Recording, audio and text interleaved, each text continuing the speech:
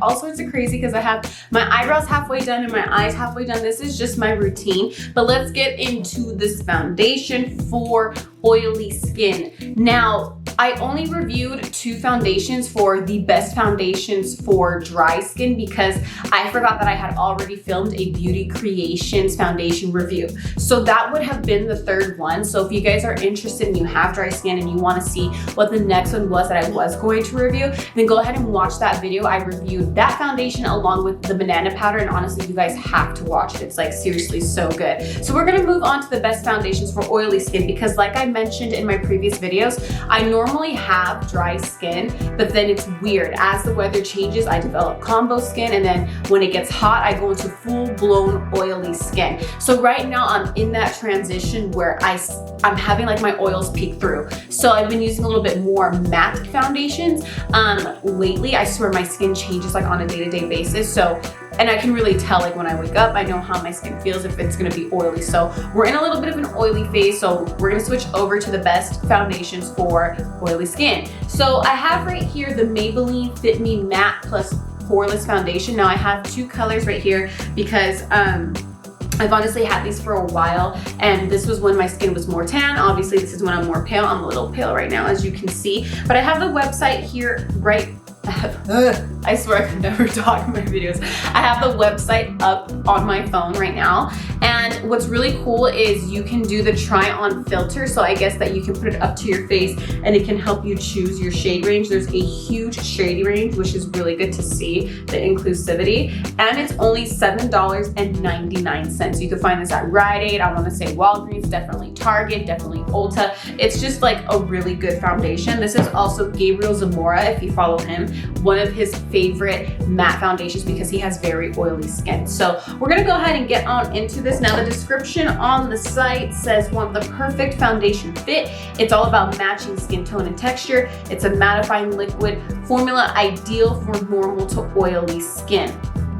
It also says that it features micro powders to control shine and blur pores, which is really good because when I get oily, I get very shiny and I have a lot of pores on my face. So it's a pore minimizing foundation, dermatologist tested, which is great for people who have skin issues like me. I have eczema, allergy tested. I got allergies. Y'all hear me sniff all the time. And it's non-comedogenic. I don't know what that means. But it says how to use and apply. So it's actually very informative, the website. It shows apply foundation onto skin and blend with your fingertips or an applicator. I've honestly never put on foundation with my fingertips and I don't want to. I just feel like that's gonna get really messy. So we're gonna apply it with a brush. I'm going to be using this Morphe foundation brush. Now I have the 2 colors right here. I wanna see they're running out though. So I'm going to first try to get some out of the bottle that says Classic Ivory. The only thing I would change about this foundation is that it doesn't have a pump. So it can get pretty sloppy, as you can see. Ooh, this one is pretty much out. Hold on. Okay, so I think we're going to have to transition over to Rich Tan. This one is a little bit darker than my normal skin, but the other one is completely out. That shows you guys how much I use it. And honestly, this one is almost out. So I'm gonna just have to keep tapping until she finds her way. I see her flowing, come on. Little Beauty's channel, I'm telling you.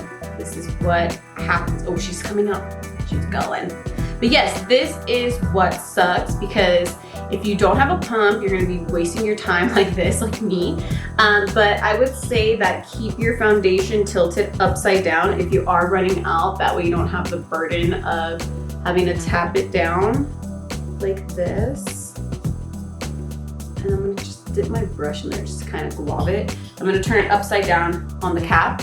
And now we're just gonna apply it into strokes.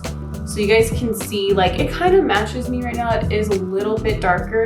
This one has more of like an olive based undertone. Now, I'm not wearing any primer. I've mentioned in my previous videos, I watched a Kristen Dominique video where she had JLo's makeup artist do her makeup, and she had mentioned that when she uses primers, she notices that the rest of the makeup moves, and I've noticed that too, where my bronzer doesn't look the same towards middle end of day, and I go with my brush, and I just feel like everything starts moving around. So I have stopped using primers, and I've honestly Really liked how it looks. But you guys can see like the first layer is pretty sheer. It's a very buildable foundation. This is honestly also really good. Like if you just have oily skin year round, if you plan on going like out to a pool or the beach, you could just do like one layer of this and you'll be straight. Like you'll be good. So I want to do another layer, and I had this tilted upside down to kind of help because there's only like a little bit left. I'm just gonna have to like scoop it. Sure you guys can see me scooping her away. I'm gonna turn it upside down again so I can get a little bit more. Now I'm just gonna like pat where I need more coverage. I usually need more coverage in like my cheeks area and my nose. But we're just gonna go ahead and apply the second layer. I've said it once, I've said it before, I think I've said it many times. That honestly didn't make sense what I just said. But so when people say like, oh, the foundation feels like super lightweight or feels like heavy, again, like I feel like I cannot feel my face. So I feel like I can't really tell you guys, oh yeah, this feels like super light on my skin. And it honestly just feels like a liquid going on my skin. It doesn't dry down really, really quick, which is really good because there are some matte foundations where you put it on and right away it starts to dry up. For example, Huda Beauty and Morphe have super matte foundations where if you don't work quick enough, it'll dry down, and then when you try to like blend it out, it ends up looking like all sorts of crazy. What's really good about this one is it is more liquidy, and because it is more liquidy, you have more time to just move around your face and blend it in. But as you guys can see, like I still look radiant, but it's matte. So honestly, I am like, the girl, I'm out now. I'm out of this foundation. We're gonna put her there and just have her sit there. But seriously guys, look, like radiant and still matte, all for $7.99. Like you honestly cannot get any better, especially because look, it really does look like I have a lot of pores in my nose and cheek area. It really looks blurred. And that is what I freaking love about this foundation. Now, in the previous videos, I was talking about how your concealers and the rest of what you use really does matter. So what I do when I have to use more of matte foundations, I use more of a hydrating concealer. And so what I'm going to be using today is the ColourPop No Filter Concealer. This one doesn't have as much as like of a matte effect. Now, if you do have oily skin, you don't want to use a ton of matte products because you're going to end up looking spotty. You're going to end up just looking really dry. You're going to end up looking like the Sahara Desert. So I still recommend using some type of hydrating concealer when you're using a matte foundation.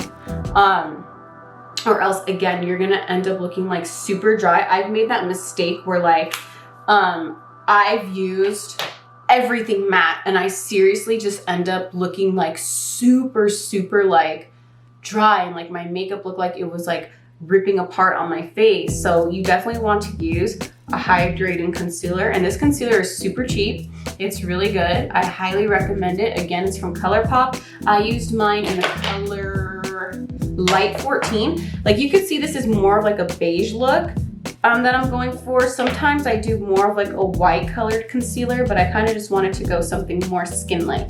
But again, it really does matter what other products you use on top of your foundation, or else it's just gonna look all sorts of crazy. So I'm just gonna go ahead and blend this out, and then we'll move on into bronzer.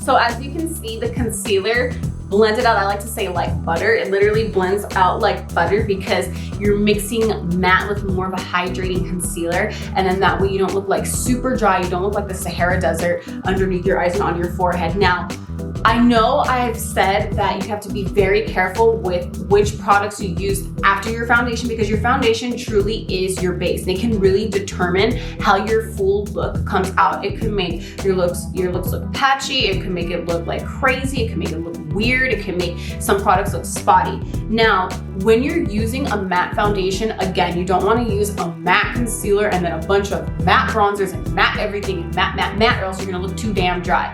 So there's an exception though. When you use the Maybelline Fit Me foundation, because it is more of a liquidy texture, I've noticed that I can get away with still using a matte bronzer. So I'm gonna use my favorite Milk Makeup Baked Bronzer just to start to sculpt out my face. And again, it's because the foundation isn't as like super drying.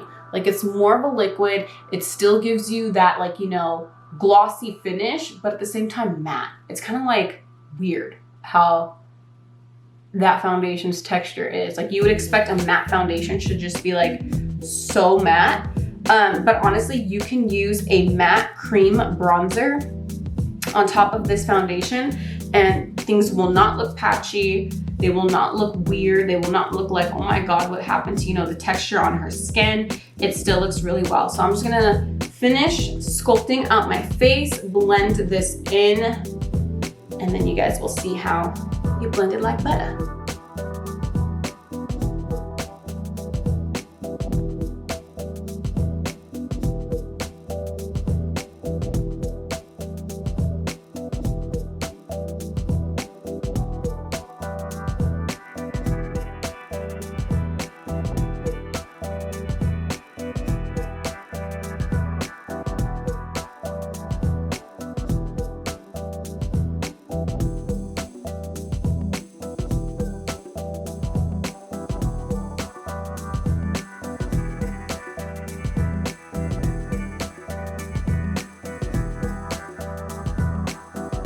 So as you can see, like, seriously, that blended out so well. It doesn't look patchy and it's still matte and it still looks good. Now, setting your face is also very key. Do not use a matte setting spray, I feel like, on matte foundation, because again, you will look very dry. So this one right here by Iconic London, it's the Prep Set and Glow, is really, really good for setting matte foundations. It's also really good for setting dewy foundations. It's just an overall really good setting spray. Like, look, I still look glossy, I still look good, and I still look matte. So what I'm gonna go ahead and do is finish up the rest of my makeup, and then I will give you guys the final look. So here is the final look, and I'm telling you guys, like, your foundation is the base to everything. Like, my makeup still looks super flawless.